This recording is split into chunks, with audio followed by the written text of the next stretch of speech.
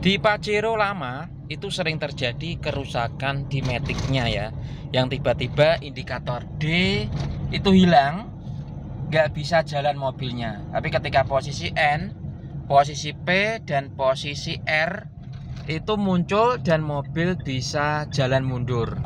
Nah ini teman-teman, jika terjadi seperti ini itu jangan khawatir, jangan gugup ketika di jalan mengalami hal yang seperti itu. Memang kondisi mobil ketika D seperti ini, D-nya nggak muncul, digas pun akan pasti gereng saja. Atau istilahnya itu mobilnya nggak jalan tapi RPM-nya ini yang naik ya. Mobil tidak jalan tapi RPM-nya naik. Nah ini karena apa? Ini salah satunya adalah karena inhibitor switch ya. Bukan matic-nya yang bermasalah, bukan kampas kopling untuk matic-nya yang tipis atau aus, tapi dari inhibitor switch. Inhibitor switch itu di mana? Nah, inhibitor switch itu ada di transmisi. Dia dihubungkan dengan sebuah kabel dan naik ke handle transmisi ini. Jadi ketika posisi P, dia di indikator muncul P. Ketika R, dia di indikator muncul R seperti ini, mobil bisa mundur ya, bisa mundur. Tapi ketika posisi D, nah, di sini nggak muncul teman-teman. Itu menandakan bahwa ketika D nggak muncul, digas sampai 3000-4000 rpm, mobil nggak akan jalan. Jadi jangan khawatir ketika seperti itu. Nah, langsung saja gini caranya itu ya. Jadi caranya itu, transmisi ini ya agak kasar ya teman-teman ya. Bukan ngajari atau bukan merusak, tapi hanya untuk jaga-jaga agar mobil bisa jalan, yaitu dengan cara gini, di sampai keras, sampai jalan beberapa kali maju mundur sampai di sini. Anda lihat di sini harus muncul. Ketika sudah muncul pasti mobil bisa jalan. Nah pasti itu ya, apalagi kalau posisi D nggak muncul pasti harus ditowing nih teman-teman. Nah Anda harus selalu tahu, dan ketika sudah nanti D-nya ini muncul, jadi kalau bisa transmisinya nggak usah diposisikan ke N atau P lagi.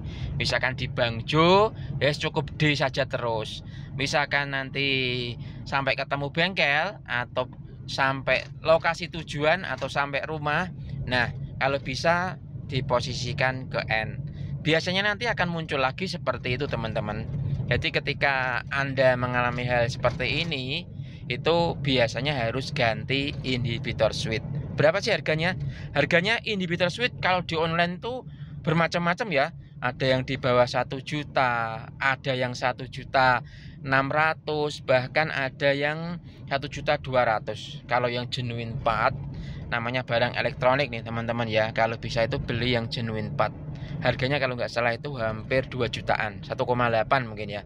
Jadi pastikan kalau nanti masang, nah di situ ada namanya kabel soket, kalau bisa itu yang pembungkusnya ditambah isolasi. Biar apa? Biar nanti tidak terjadi rusak karena kemasukan air. Yang sering itu adalah ketika kita melewati genangan air atau banjir, nah dia masuk dari sela-sela blongsong atau penutup kabel tersebut, masuk akhirnya merembes ke dalam dan ke sistem inhibitornya, membuat transmisi menjadi tidak normal. Yuk kita nanti lihat ya bekasnya inhibitor switch ini.